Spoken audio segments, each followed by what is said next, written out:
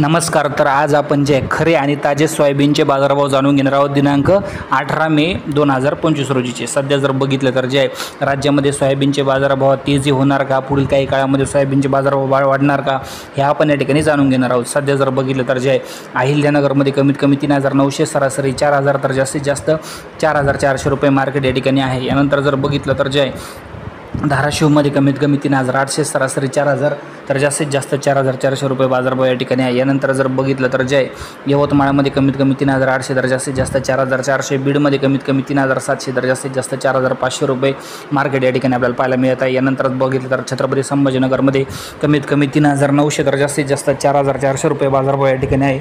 यानंतर जर बघितलं तर जे पुण्यामध्ये कमीत कमी 3,800, तर जास्तीत जास्त 4,400 रुपये बाजारभाव या ठिकाणी आहे. एकंदरीत जर बघितलं तर जे मार्केटमध्ये जे मोठी तेजी होण्याची या ठिकाणी गरज आहे.